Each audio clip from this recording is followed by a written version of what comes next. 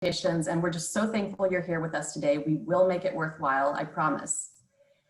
What a 100 days that we've had, man, to say the least. It's been challenging, there's been hurdles, we've all been putting in a ton of work, but I'm here to tell you today that there's still so much positive movement going on in the capital markets. Deals are getting quoted, deals are getting closed, we have positive feedback from our lenders, favorable terms are being structured, and we're thankful, so thankful to have our amazing panelists here this morning who are going to share their insights. They're going to share their firsthand real life experiences of being in the trenches for the past 100 days. So thank you, panelists, for being here. Mikey? Thank you, Olga, and thank you to GSP for holding this forum, and to our panelists for joining us this morning.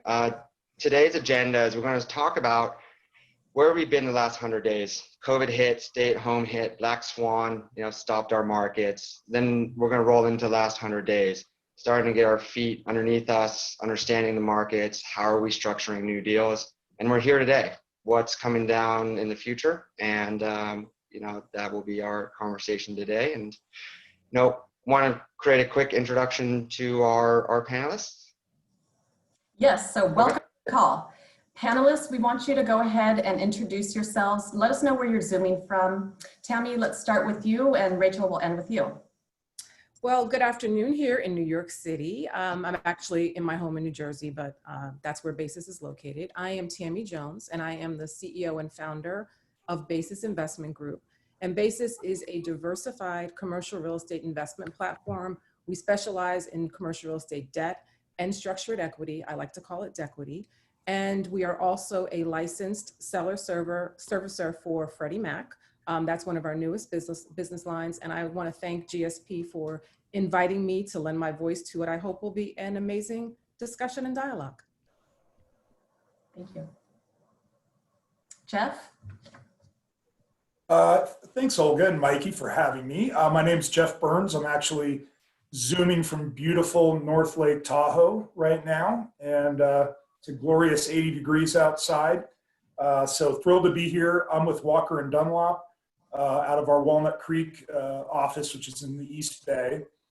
And myself and my team, we really are specialized on multifamily finance. And in particular, we do most of our business through Fannie Mae, Freddie Mac, and FHA. So that's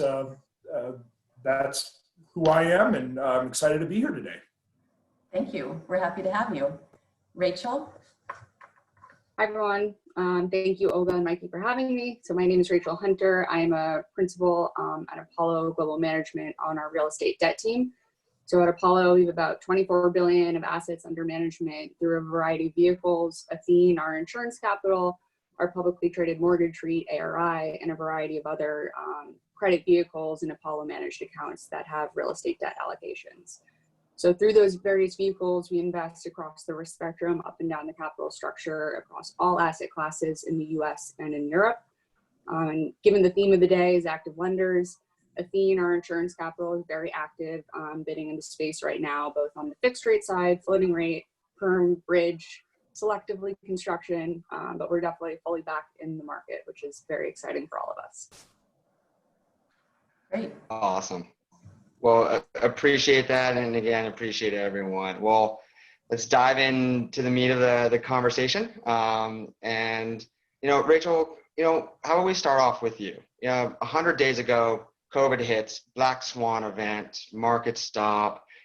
Really, everyone's in uncharted territories. And, with that, how did you guys start to assess your portfolios, the risk, the updated risk profile? This was not foreseen. Kind of really curious in this first section is, how did you start to assess where we were at that point in time 100 days ago? Yeah, absolutely. So Apollo, across all of our different vehicles, whether it's real estate or private equity or other credit accounts, really took a three-prong approach to our re-underwriting, and everybody really stopped and re-underwrote their entire portfolio to try to understand not only where value would be going once we restabilize, but also what it's going to cost to get there. So it's kind of a twofold approach, both the liquidity in the short term, but also potential long-term impact on value. So we re-underwrote everything from a V-shaped recovery, U and L, everyone's favorite terms.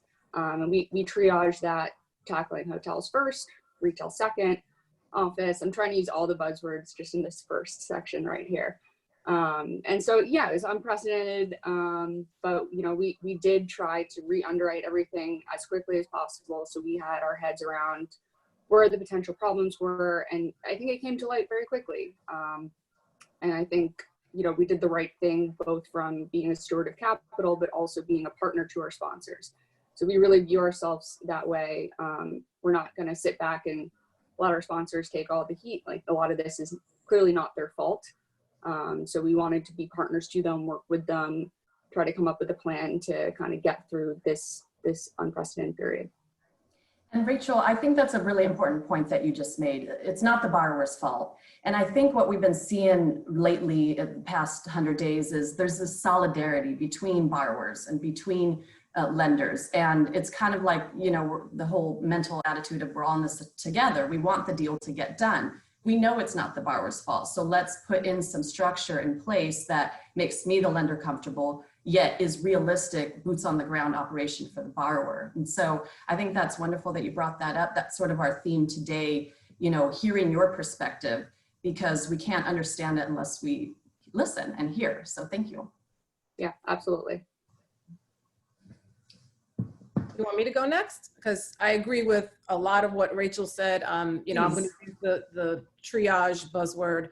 I mean, for me, like, an exogenous shock really just makes you have to, you know, really rethink everything you're doing. And at Basis, we swiftly went into what I referred to earlier as triage mode, and really trying to focus on where our exposure was. Now, one thing I didn't say about Basis is, as an investment manager, like Rachel's company, we have, you know, 17 different investors. We invest capital for public pension plans, some of the largest in the country, sovereigns, family offices. And so they're, you know, calling us on the phone. And just so the borrowers and everyone can understand, we all have our stakeholders. You know, borrowers are our stakeholders, because without you, we couldn't do this business. Our investors are our stakeholders, our line providers. And so I think everyone was just in shock for that period of time. So what do you have to do as a steward of capital and as an investment advisor? Well, you have to go through your portfolio. And as Rachel said, you know, come up with your downside analysis to make sure that you can see where, you know, where the uncertainty, well, first of all, the uncertainty is duration, and it still is, right? It still is. So we had to do our analysis based on 6 months, 9 months, 12 months, 24 months, to kind of look at where we saw value, where we saw cash flow disruption, and then trying to figure out what our major exposures were. And I think that, you know, everyone quickly identified, you know, retail, which was already having issues, but I think COVID-19 accelerated some of those issues, would we say? I think, you know, from a hotel perspective, thankfully Basis didn't have a number of hotels, but we had 3 in our portfolio. So we went to those.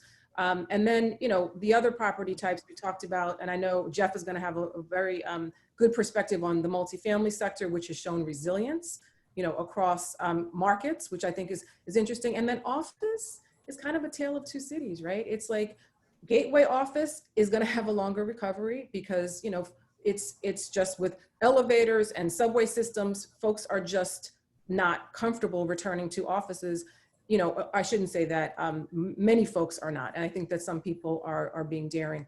And then suburban office is actually benefiting from that in some ways. And we're going to talk a little bit more about that. But I think, you know, what's interesting for me is now where I sit, I feel like, I don't know about you guys, but I feel like that first, 100 days is like a blur to me. Like, you know, I feel like I have gotten, you know, Zoom, like just talking to you guys, I feel so comfortable. I have to tell you, I was not a believer in, you know, we can't look out the remoting in and how many of us have had to just use technology. And that's a big thing for the real estate business because we seem late adopters of stuff.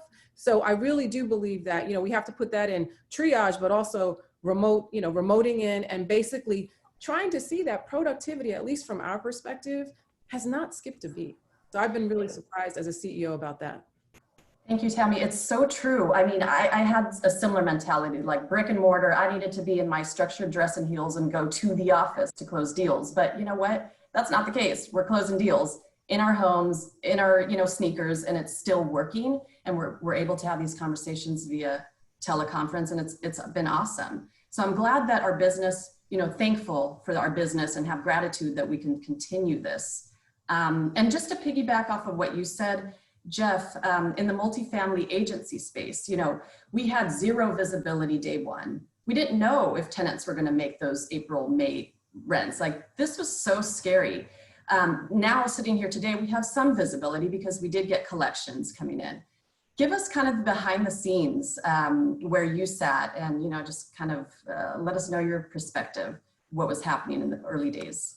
Yeah, sure. No, it was like it was for everybody. It was just it went from hearing stories of this flu in Wuhan to some cases here and there in the US in February to, I'll never forget, we had an all company, all hands call on Thursday, March 12th. And they announced that day that every office for Walker & Dunlop across the country was shutting down effective to, the next day, and that we were all going to be working remotely from home. And so there was this big scramble to get yourself set up. And then once the initial shock of that wore off, and as we got into the latter part of March, you're exactly right. I mean, it was just such a crazy time because, the agencies are designed, and for those of you that were around during the Great Recession, Fannie and Freddie, were there, and that's what they're meant to do. They're meant to be there in any market conditions, and they're committed to that. And they were again in this situation, but there was tremendous challenges those last few weeks of March trying to figure out, who's going to pay rent in April, because by then there'd already been legislation passed that there's, eviction moratorium and the ability to for borrowers to come to us as a servicer of their Fannie and Freddie loans to get forbearance on their loans. And there was a lot of concern behind the scenes because most borrowers don't know this, but since we service Fannie and Freddie debt, we're responsible for passing through payments to the bondholders regardless of whether the borrowers pay us or not. So suddenly we have this $90+ billion portfolio that we have no idea how many borrowers are going to come looking for forbearance, and we have to grant it within reason, and how much we would have to be on the hook to pay bondholders for. So there was just a lot of uncertainty, and on the capital markets side, investor spreads on Fannie Mae DUS bonds blew out 130 basis points in like a week.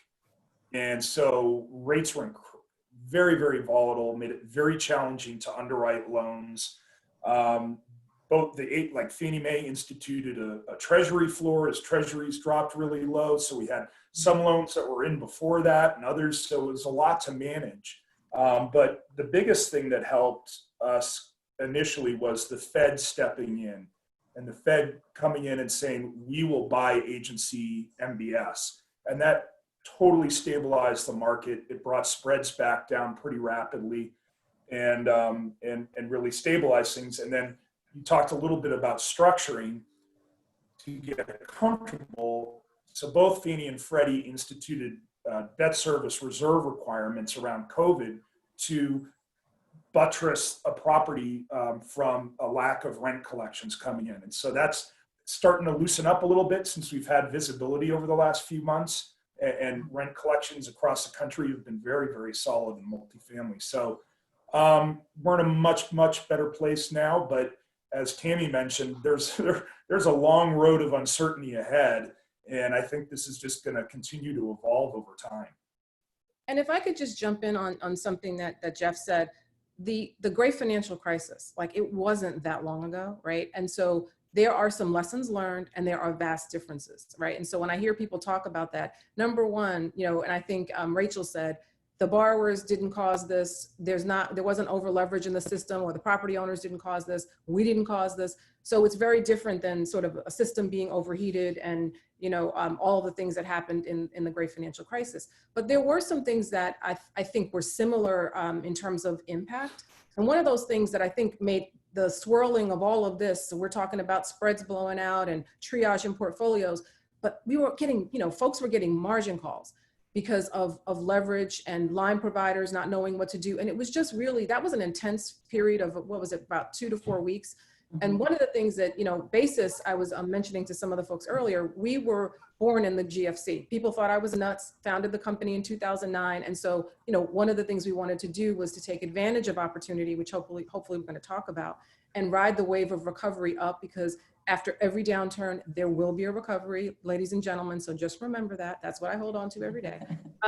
But at the end, so for us, one of the things that I learned was I didn't want to have leverage on leverage. And so although we're a B-piece buyer too, and we, own some in our fund, we didn't put leverage on those B pieces, and we use moderate leverage on our bridge line. And so those were things where we didn't get margin calls, which was great. But those margin calls caused many lenders to step out of the market. Then you have the CMBS market going crazy, and all this is happening at once. And so I think what I'm happy to say is here we are, today in July. Cannot believe it's July, guys. I just can't. And it feels like some of that stuff has calmed down. It doesn't mean that we don't have to all be cautious, both borrowers, owners, lenders, line providers, the whole, ecosystem, and brokers, sorry to exclude you guys. We all have to be cautious, but I do think that we're starting to, it's just like what we do, right? We adapt and we're nimble. Right. And that's what I think is really great about this industry, is we know how to pivot. And I feel like from the GFC, we had to pivot and we learned some lessons. And from this, we'll learn lessons. And I'll say one other point. It reminded me more of a natural disaster. And Hurricane Sandy hit in New York City, and we were out of our office for 3 weeks, almost a month.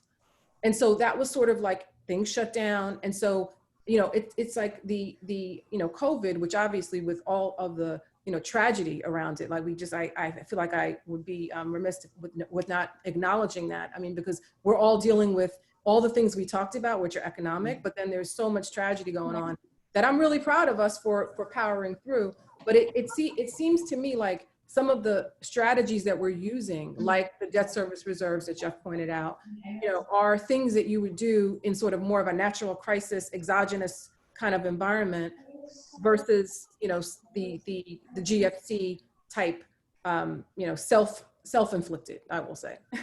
Exactly. And Tammy, thank you. And I think that's a perfect transition into our next stage in our agenda here, which is now we're 100 days in. And I'm hearing from you that there's positivity, there's optimism, for, opportunities for deals to be done now and have favorable terms. And so we want to go along with that momentum. We've struggled in the beginning. We made deals happen despite the struggles. Now we're, honing in. Lenders are lowering their rates. You have more of a competitive market going on right now. And it's never going to be a back to normal situation. I do not believe that.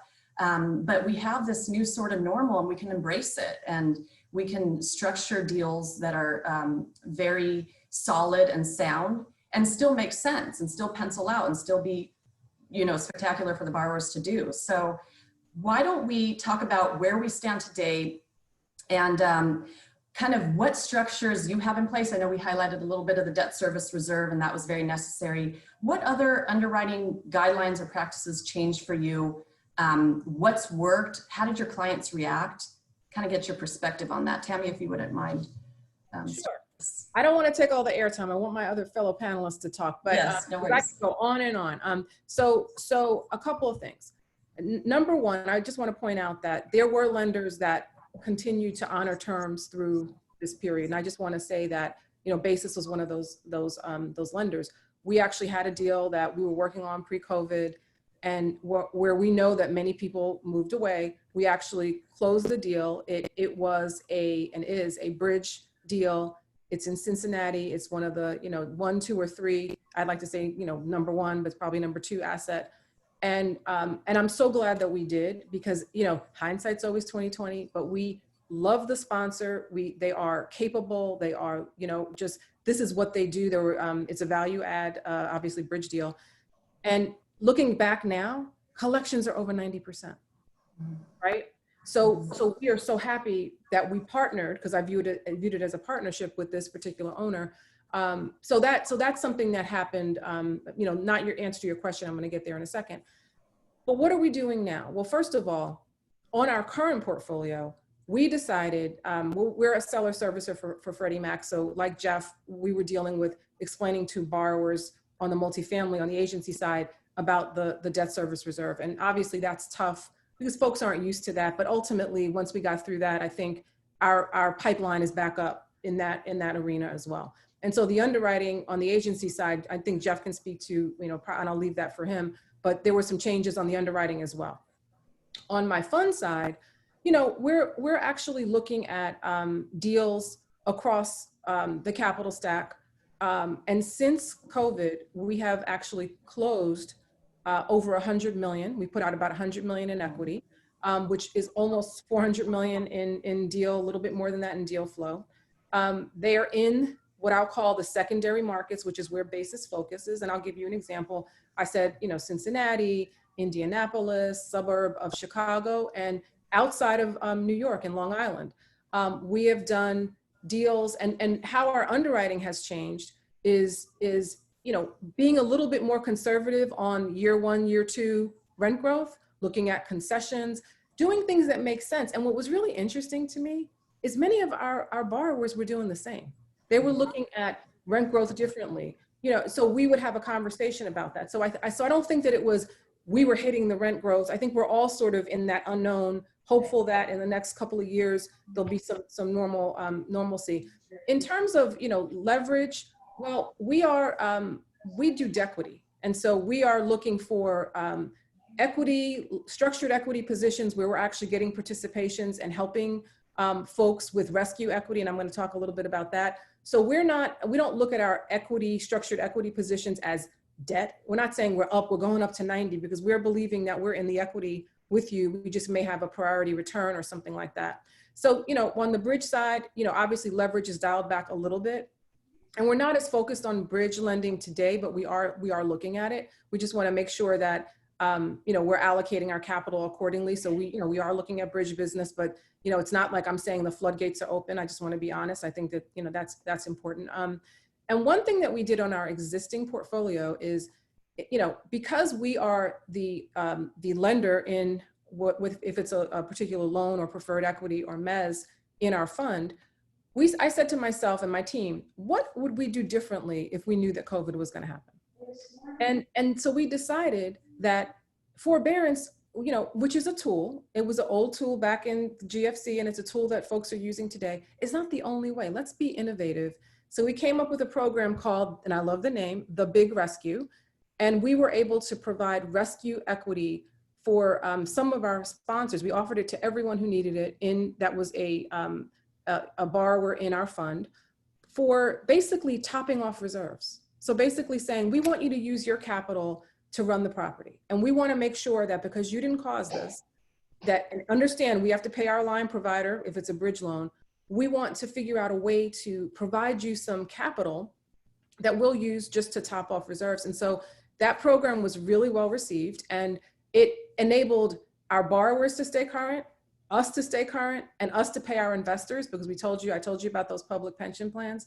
And so it was really, I think, a characteristic of the we're in this together. So the big rescue program, I think, is an example of saying, what, forbearance is not always the solution. In this case, and in some cases, the reserves will be 6 months. In some cases, they'll be, if we need to top it up to 12 months, there's a possibility to do that. So I think it just gave our borrowers relief, because they were just happy that they could not worry about that. And the amounts were incrementally not that much money. If you really think about a debt service reserve for, 6 months or a year, as it relates to the overall transaction, it's not that much money. And so we were able to provide that. And I think that was well received.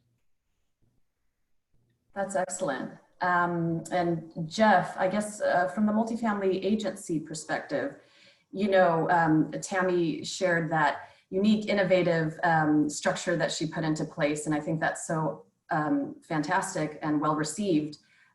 What did the agencies do to kind of, structure something or bridge the gap for the borrowers and just make a deal worthwhile signing up? Well, I think the debt service, we call them COVID reserves, have given the agencies comfort to, continue to lend aggressively. As far as current underwriting goes, I would say a couple things. One is there's a hyper focus on every deal, drilling down on delinquency reports, drilling down on rent rolls, drilling down on current collections. So we're really getting granular with bad debt and trying to figure out what's really happening at the property. And those borrowers that really understand their rent rolls well, it makes it a lot easier to be able to smartly and aggressively underwrite the loan, because we don't want to, I guess I would say we wouldn't want it to punish the next 10 years of financing that we're putting on the property based on what we're going through right now to the extent that we can.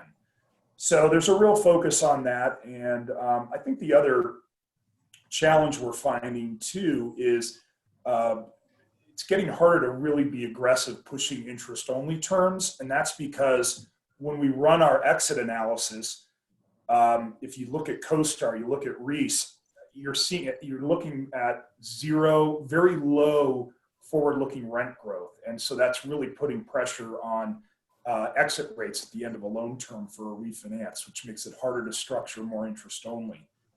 And then I think finally, as far as the agencies go, they're still really struggling to do much in the way of value add, because it's so hard to know if you're going to be able to push rents right now. And is it going to be worthwhile to renovate a unit if you can't get any additional rent growth from it? So those types of programs, and also the lease up type programs, really tough to get done right now, because again, we're seeing very different things in very different markets. And it's interesting, we're seeing deals in downtown LA that are in lease up and really stalled out. And then we're seeing deals in suburban Sacramento that are doing great. So it really depends. Some of the more urban markets are where we're seeing more struggle on lease up velocity. So, but other than that, I think we've got the agencies each had $80 billion.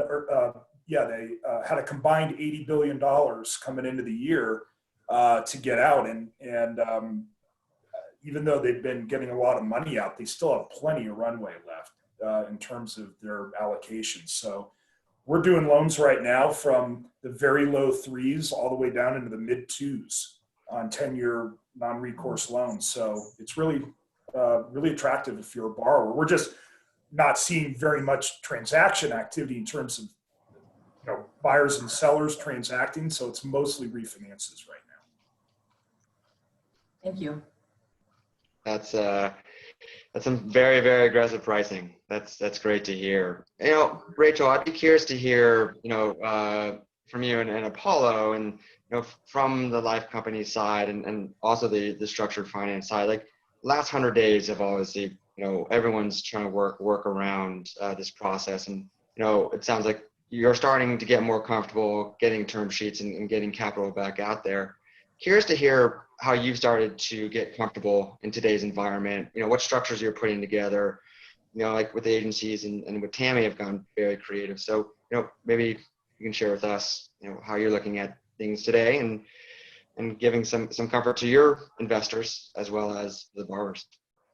Yeah, absolutely. So I'd say the first 30 to 60 days, as we had talked about, is really resource management, both from a personnel, but also a liquidity standpoint, and making sure that we were focused appropriately and also maintaining liquidity appropriately across all of our different funds. So once we knew with more confidence, kind of, again, our issues and what sort of liquidity needs could be coming down the pike in our various scenarios, we then have a better sense of, we still need to put out capital. We have origination targets, and, what that looks like and gets reevaluated in the recent month. I would say the other thing that we haven't really touched on yet from an insurance company standpoint is that we don't just invest in real estate. We invest in other asset classes as well. So we need to think about the risk-adjusted return across corporates and across other opportunities that a theme could have. And so as the corporate bond rally has continued and we're back to 52-week averages, you know, we're back very much open and thinking that real estate kind of fits within that risk-adjusted return. So I think you're seeing a lot of life companies now get back into the space, including ourselves. So it wasn't necessarily not wanting to invest. It was, you know, being prudent stewards of capital and saying there's better investments out there than a first mortgage right now that is decently illiquid, when again, liquidity is so important. So now that we're kind of past that point and, you know, the market is stabilized, we can look at real estate again. I'd say we're following what a lot of other life companies are doing. We're looking at multifamily, we're looking at industrial, we love life sciences, we're looking at office. We're really not doing anything in hotels. Retail is super selective, but between the food groups of multi, industrial, and office, we can stay very busy and put a lot of capital to work. So I think that's where we've really focused. I won't say that our underwriting criteria has specifically changed, more so that, you know, we approach each deal on a deal by deal basis. That said, I've seen us definitely decrease leverage by 5 to 10% versus where we were pre-COVID. It's not a rule, but it's definitely, I think, a prudent thing that we've been pursuing. As Jeff was saying, you know, less IO periods on those 10-year deals. You're definitely looking for more amortization, and I think we're getting that, and I think borrowers understand.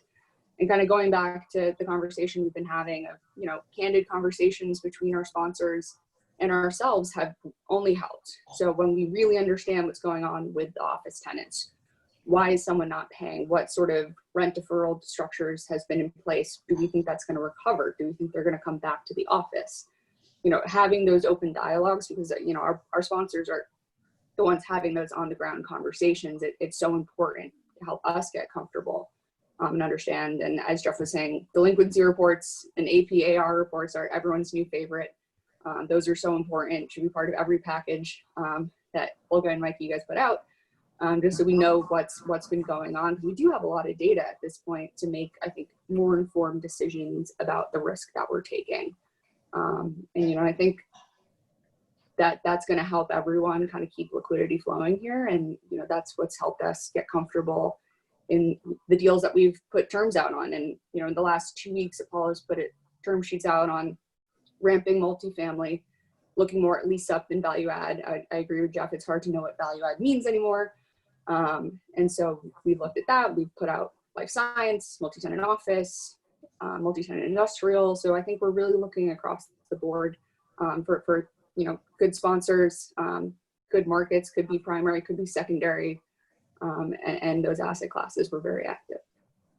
Thank you. So I would just like to jump in on a couple of things that Rachel said. So you're right that it's hard to determine whether there's value add, but we still have an affordability crisis in America in housing. So I am very bullish on workforce housing. And I will tell you that there are opportunities that we're seeing, not a lot, but that we're seeing where it's not really driving rents in the aggressive way that you're hoping that if you put CapEx in, it's going to take it to some ridiculous amount. But properties that really, you know, even if the rent just went up a little bit, you would still be really safe as a lender. And I think that is something that I'm seeing that we're very focused on. So that's point number one. Point number two is, you know, not all retail is created equal. One of the things that Basis did, and I'm just happy we did this right, that saved some of the retail in our portfolio, our existing portfolio, is we were very focused on drug and grocery anchored centers. And guess what, guys? Those drug and grocery anchored centers, food and shelter is what this COVID thing has taught us, you know, as real estate, you know, investors and lenders. And so those centers have done really well because people are, you know, still, even though some of the inline might not be there, but the grocery stores and the drug stores, those community centers, people want those community centers. And so we have been, that's where our focus was. That was our thesis pre-COVID. And we're still, you know, selectively looking at that. Definitely not on hotels, although we have a distressed debt pool of capital. We think it's early days yet. So we understand the hotel business, but we're not ready to jump in yet. But there will be opportunities probably buying mezz and doing some other things at some point, so we haven't embarked upon that. And then when it comes to, life sciences, eds and meds, we, love that space, totally agree.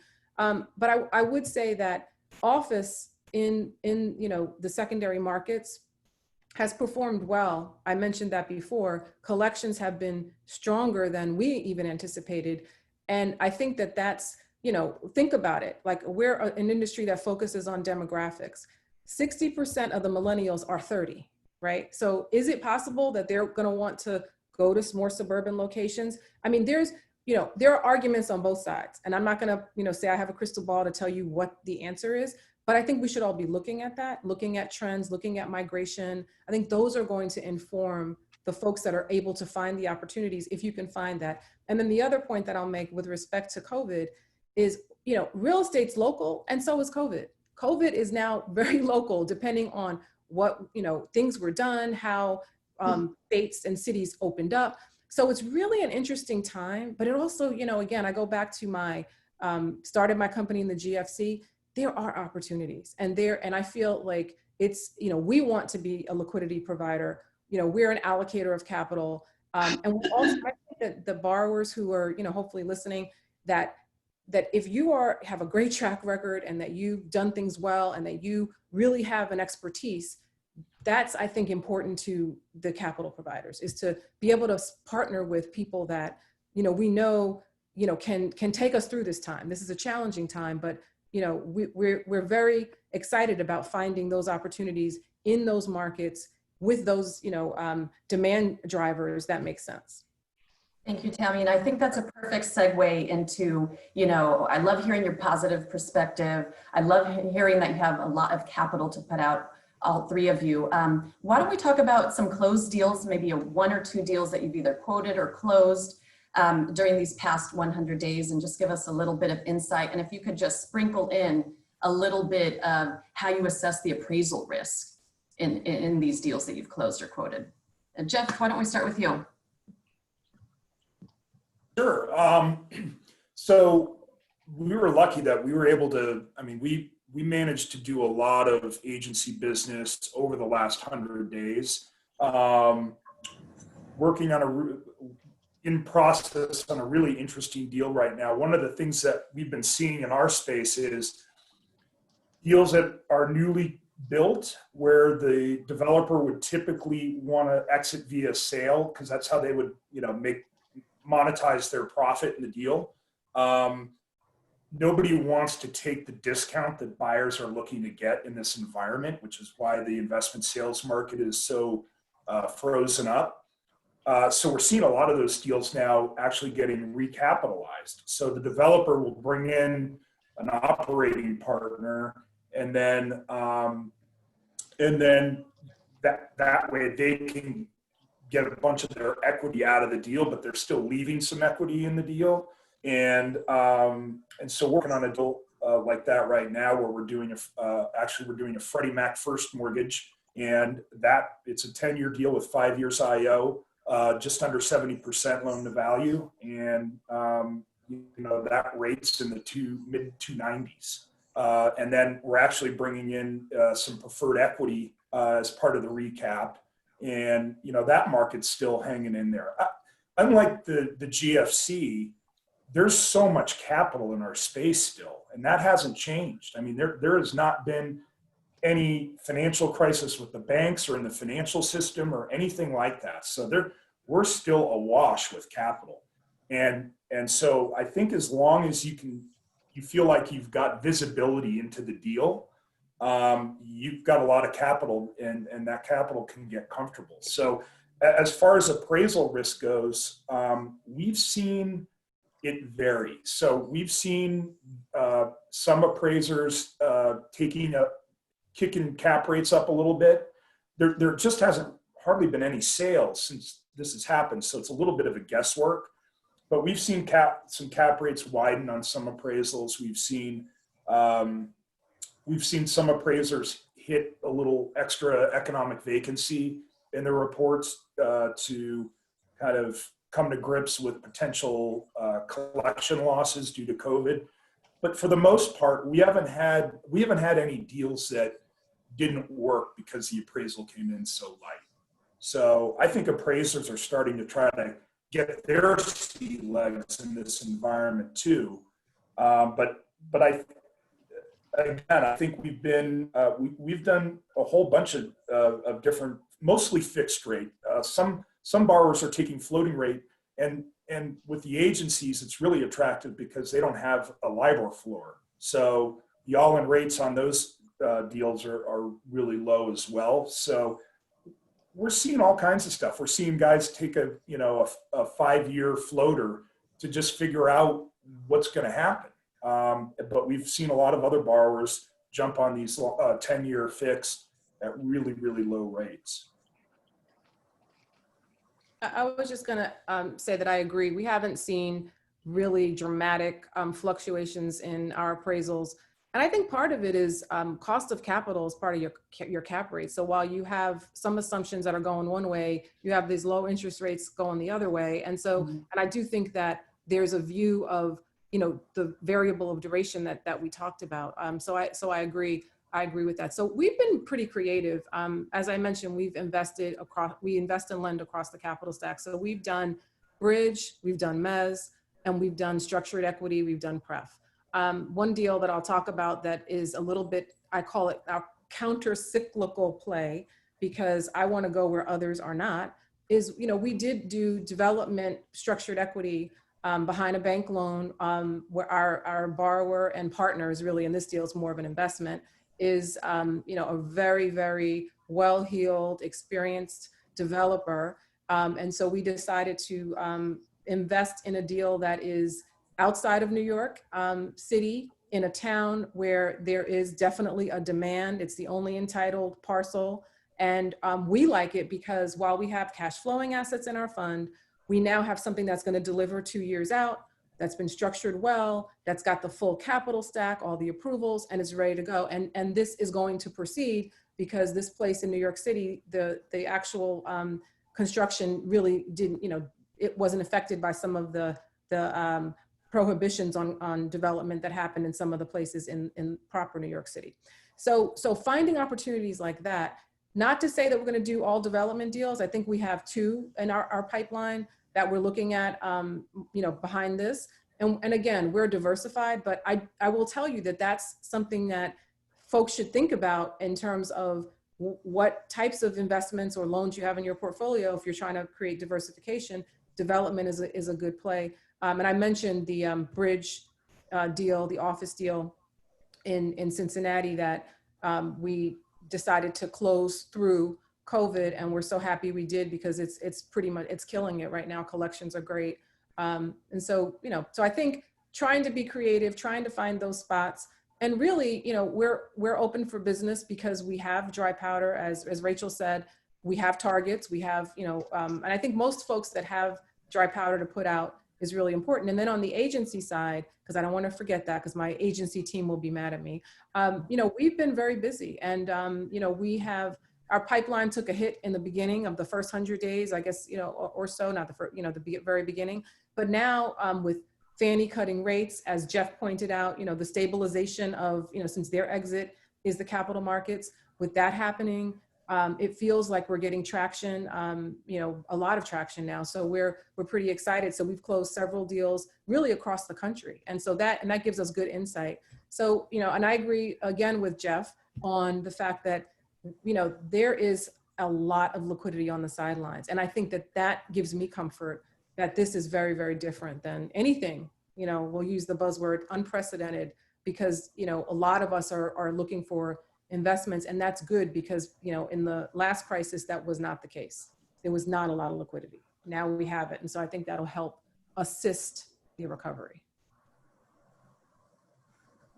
Just to add kind of to this conversation as well, people have kind of been alluding to it, but to say it, I think a little bit more directly, is anytime that a sponsor or borrower puts in more cash, everyone responds well. So whether that is a COVID relief, where they're putting a little more capital, we give access to reserves, or maybe some debt service deferment, or if it's a new acquisition or a recap, anytime that a sponsor writes a check I think you're going to get a much better response both from the lending community, but also from the appraisal community, servicers, kind of the list goes on. So I think money talks in this environment more than anything. And so like it's a way to demonstrate commitment and really say we're here for this asset and we believe in this value. And that's, I think, going to bring a better outcome for everybody stepping in together. And I appreciate that, Rachel. I appreciate that, Tammy and Jeff. I mean, I think that's a great segue kind of into this last segment. We're 100+ days in. We're looking forward. Maybe we've got 1.5 or version 2 of the COVID outbreak here. We've got an election year. Jeff, maybe you can kick us off in this section. Is what do you see us today? Where do you see us over the next 3 months, and how do you see us kind of working through with these new structures in the future, and keeping deals alive, keeping deals moving forward, and again, our listeners here, I'm sure, want to hear like how we can start re-underwriting deals and getting deals going. Yeah, sure, Mikey. I think right now the immediate, at least in the multifamily world, as everybody has heard, and as I mentioned earlier, rent roll collections for April, May, and June, and now even July have really held up strong. I mean, pretty much across the board. You've got some pockets around the country, where like that have been Houston because the oil and gas industry practically collapsed. Las Vegas, Orlando has been a little bumpy because they're so tourist reliant, but generally speaking, they've been really strong. Now, the CARES Act, which provided that juiced up unemployment, where essentially with the CARES Act supplemental unemployment insurance added to the states, most people that got laid off were making $1,000 a week from unemployment. And so they were paying their rent. Now that ends at the end of July, and there's going to be a new bill, whatever you want to call it, a stimulus bill or another rescue bill, but there will be another bill. But I think there's a thought that they're not going to juice up the unemployment benefits like they did the last time, because they don't want there to be a disincentive to go back to work. But I know our CEO is very involved in talking to legislators about the real need to have some sort of a rental assistance component to the next bill, because if they don't, we could see rent rolls start to really deteriorate in the coming months.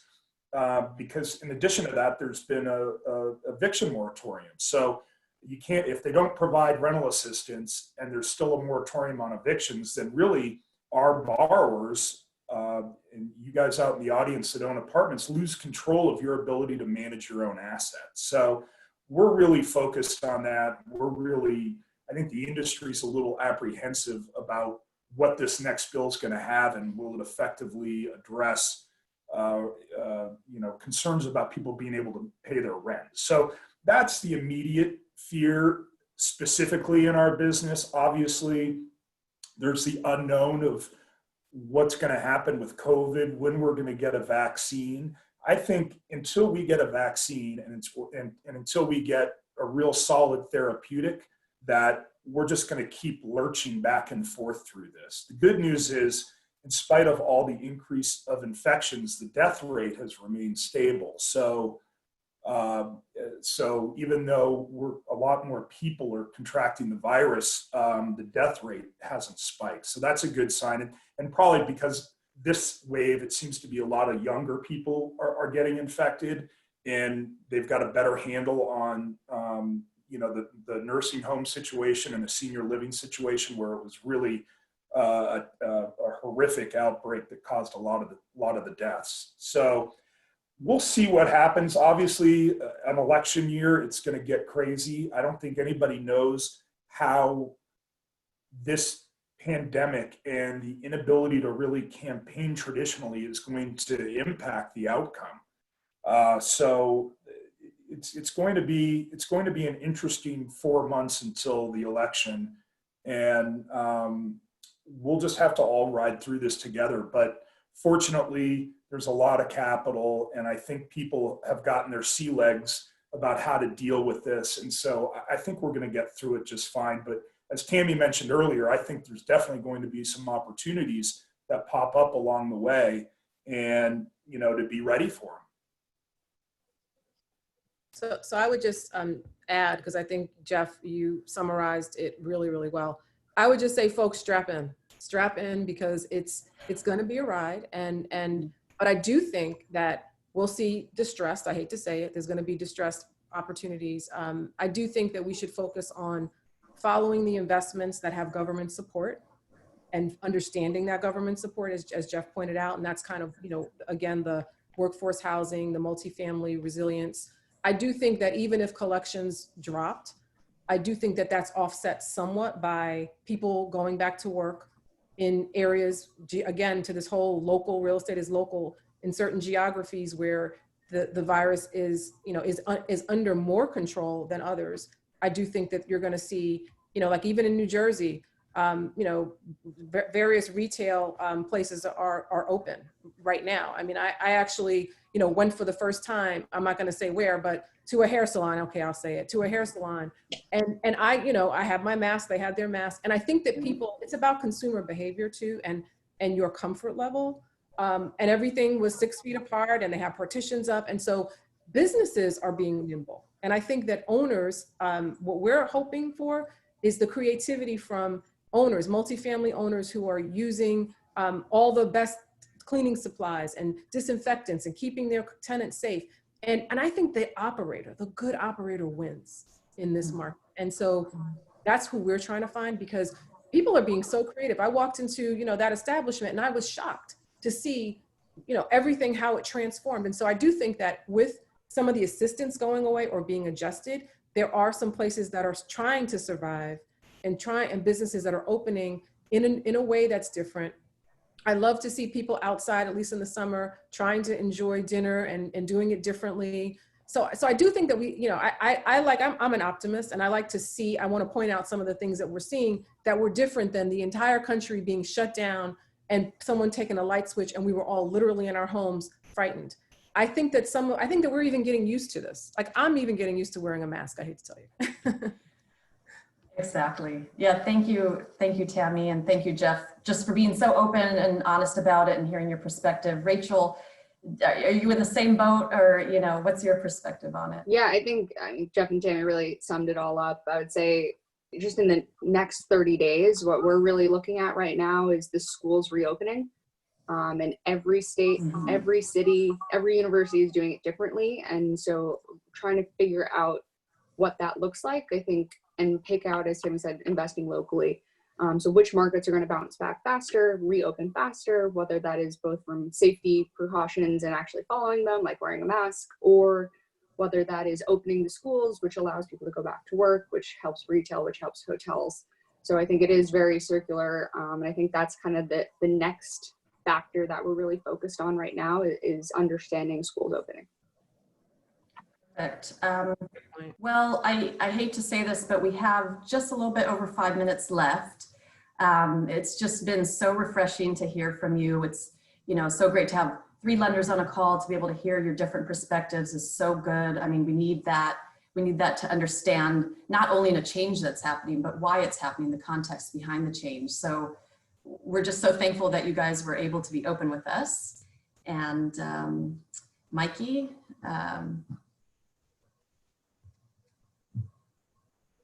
Mikey, you're muted. We're live.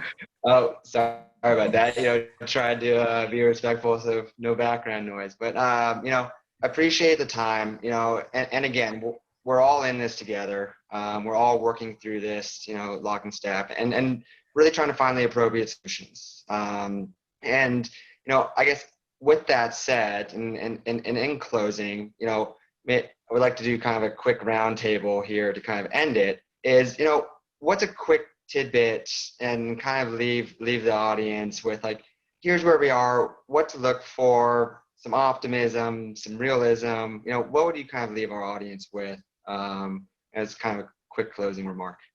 Maybe start with Rachel, top left.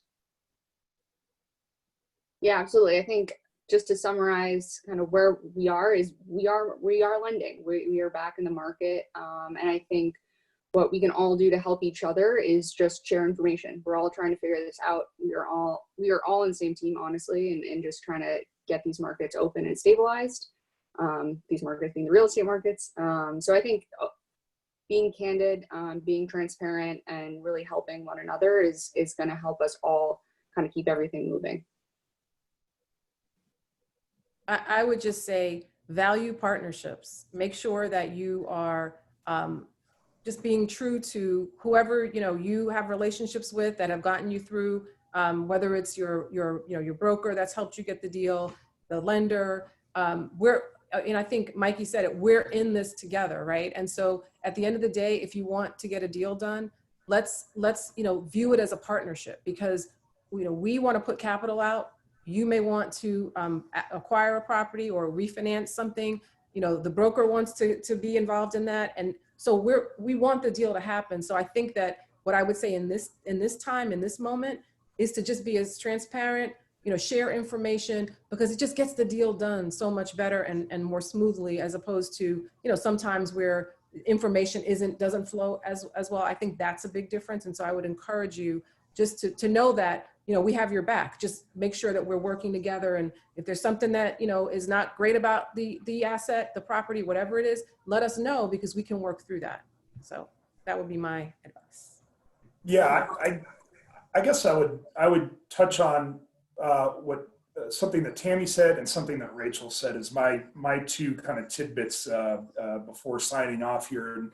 And one is, we really do want to find a way to get deals done in this environment, and we're here to try to figure it out. And we can only do that in the spirit of partnership and full transparency of information. And that the clients that come in with that attitude are ending up with much better results in terms of execution and structure than those that don't. And so just keep that in mind. And then the final thing is that Rachel touched on that I think is a really, really, really kind of not talked about too much, but super important, is the school reopening. Mm-hmm. I think that's going to be a huge deal in terms of the pace of our recovery. I firmly believe that we've got to do everything in every jurisdiction to get kids back into schools as much as we can. And because the harm to kids K through 12 not being in school in many ways is worse than the potential risk of getting COVID.